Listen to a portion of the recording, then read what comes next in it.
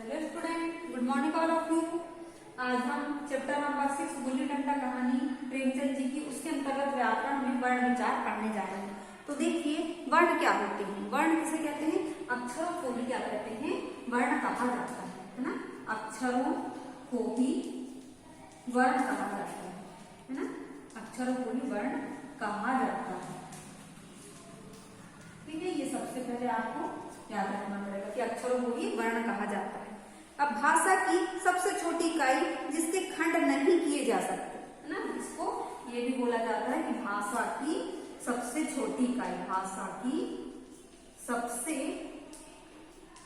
छोटी इकाई जिसके टुकड़े या खंड नहीं किए जा सकते, जिसके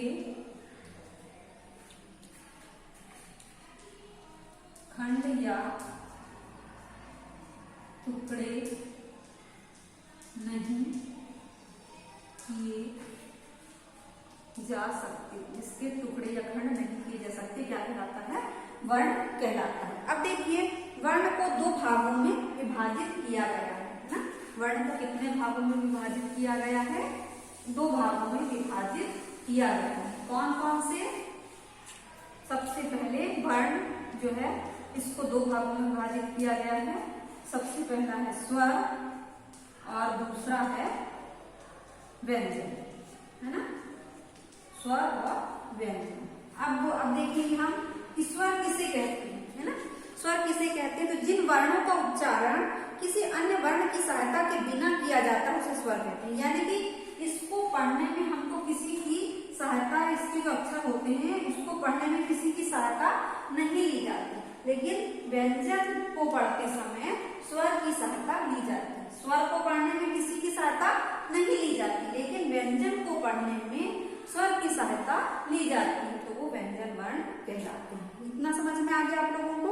अब यहाँ पर बताया गया है स्वर के भेद, है ना, स्वर के भेद। कितने स्वर के भेद होते हैं, 3 होते हैं। ठीक है, ये स्वर के भेद, ठीक है, स्वर के भेद। इसको कितने भागों में बांटा गया है, सबसे पहले बांटा है ह्रस्व स्वर, दीर्घ स्वर, प्लुत स्वर। ह्रस्व स्वर यहाँ पर ये लगा है इसलिए इसको बोलते हैं ह्रस्व, दीर्घ इसको लघु भी बोलते हैं, इसको क्या बोलते हैं, बड़ा भी बोलते हैं, दीर्घ को बड़ा बोलते हैं, और एक क्या बोलते हैं, प्लुत। प्लुत जो कि अपन बोलते हैं डाटा का जैसे बना रहता है, पूरी आवाज में, जैसे अपन ने बोले राम ऐसे करके पुकारे, तो उसमें प्लुत स्वर का प्रयोग किया जाता है। अब ह्रस्व स्वर, दीर्घ स्वर और प्लुत स्वर। तो ह्रस्व स्वर में क्या जाएंगे, जिसमें मात्रा नहीं होगी, मतलब कि आ, ई, उ। लघु स्वर आएंगे, दीर्घ में बड़ा आ, बड़ी ई, बड़ा उ, ठीक है, बड़ा उ, ए, ऐ, ओ, औ, है ना, ये ए, ऐ, ओ और औ, ये सब दीर्घ स्वर के अंतर्गत आएंगे। और प्लुत स्वर, प्लुत स्वर में क्या थे, वही हमने जैसे अभी बताया थे, ओम, अपन ने लिखिए ओम, ये डरम ओम, ठीक है, ये इसके अंतर्गत आएगा। इतना समझ गए आप लोग। अब देखिए, जिन वर्णों के उच्चारण, अब ये ह्रस्व स्वर की क्या परिभाषा है, जिन वर्णों के उच्चारण में कम समय लगता है वो क्या कहलाते हैं, ह्रस्व स्वर कहलाते हैं। और जिन वर्णों के उच्चारण में ह्रस्व स्वर से इससे ज्यादा या दुगना समय लगता है वो दीर्घ स्वर कहलाते हैं। और एक है प्लुत स्वर, जिन वर्णों के उच्चारण में ह्रस्व से तिगुना समय लगता है, यानी इससे दुगना इसमें लगा और इससे तिगुना लगेगा, तो वो क्या कहलाएंगे, प्लुत स्वर कहलाएंगे। इतना समझ में आ गया आप लोगों को। एक बार हम और दोहरा देते हैं कि वर्ण क्या होते हैं, ये भाषा की सबसे छोटी इकाई जिसके खंड या टुकड़े नहीं किए जा सकते, वो क्या कहलाते हैं, वर्ण कहलाते हैं। या बोलेंगे कि अक्षरों को ही वर्ण कहा जाता है। वर्ण को दो भागों में विभाजित किया गया, स्वर और व्यंजन, है ना।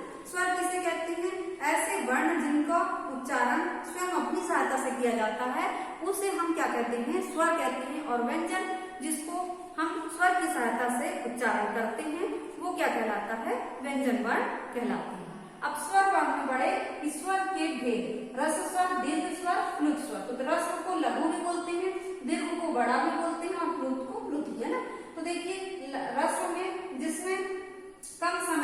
ऐसे वर्णों को पढ़ने में कम समय लगता है, जैसे आ ई उ।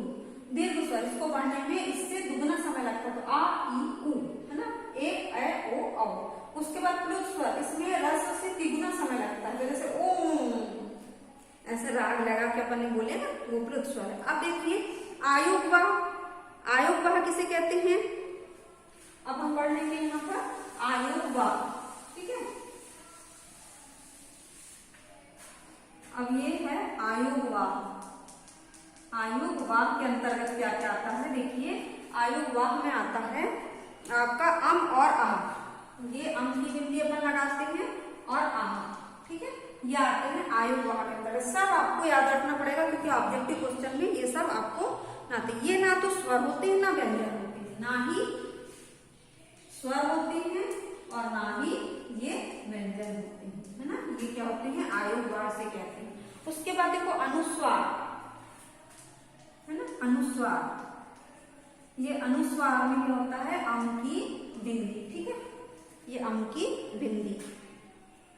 जिन वर्णों के उच्चारण में हवा केवल नाक से निकलती है उन्हें अनुस्वार कहते हैं, जैसे कि बंदर।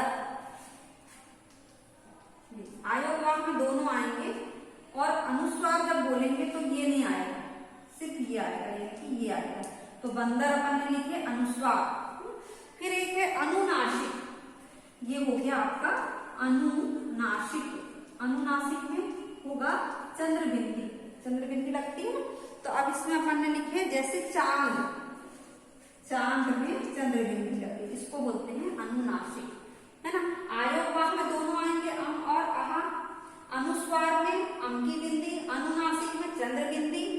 उसके बाद विसर्ग, है ना, ये हो गया आपका विसर्ग। विसर्ग में ये दो बिंदी, ठीक है, ये अलग से। आयुग्वाह बोलेंगे तो अम और आहा दोनों आएंगे, अनुस्वार बोलेंगे तो अम की बिंदी, अनुनासिक चंद्रबिंदी, विसर्ग, ये विसर्ग हो गया आपका। उसके बाद आगत ध्वनि, आगत, है ना, एक कौन सी ध्वनि है, आगत, ये आगत, है ना, इसको बोलते हैं ये अ, मतलब कि अपन ने डॉक्टर में डॉक्टर नहीं बोलेंगे, क्या बोलेंगे, ये ऐसा लगाएंगे और नीचे बिंदी करेंगे, है ना, तो ये आगत कहलाते हैं, है ना। आ का प्रयोग अंग्रेजी भाषा की ध्वनि को लिखने में किया जाता है, यह आ तथा ओ के बीच की ध्वनि, ये किसके बीच की ध्वनि, आ और ओ के बीच की ध्वनि, ठीक है। तो आज के लिए इतना काफी है। हमने आज क्या क्या पढ़ा, वर्ण भाषा की सबसे छोटी इकाई वर्ण कहलाती है, या अक्षरों को भी वर्ण कहते हैं। वर्ण को दो भागों में बांटा गया, स्वर और व्यंजन। स्वर जिसको बिना किसी की सहायता के पढ़ा जाता है, ऐसे वर्ण स्वर कहलाते हैं, और जिसमें स्वर ऐसे व्यंजन वर्ण जिसमें स्वर की सहायता ली जाती है, व्यंजन कहलाते हैं। स्वर के भेद है 3, लघु, दीर्घ और ह्रस्व, दीर्घ और प्लुत।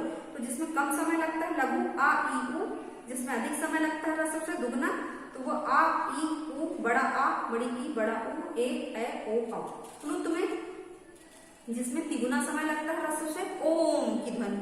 फिर अपन ने पढ़े कि आयुग्वाह क्या होते हैं, अम और विसर्ग, है ना, आयुग्वाह होते हैं। अनुस्वार अम की बिंदी, अनुनासिक चंद्रबिंदी, विसर्ग, है ना, विसर्ग दो बिंदी लगाते हैं वो, आगत आ और ओ के बीच की ध्वनि आगत। अब हम व्यंजन जो है कल आपको समझाएंगे, आज आपको इतना बिल्कुल समझ के रखना, उसमें जो चीज नहीं समझ में आएंगे आप कॉल करके पूछ सकते हैं। आज की कक्षा हम यही समाप्त करें। आज आपके लिए होमवर्क में बस यही है कि आप इसको बिल्कुल अच्छे से ध्यान से पढ़ लीजिए कि किसको क्या कहते हैं। धन्यवाद बच्चों।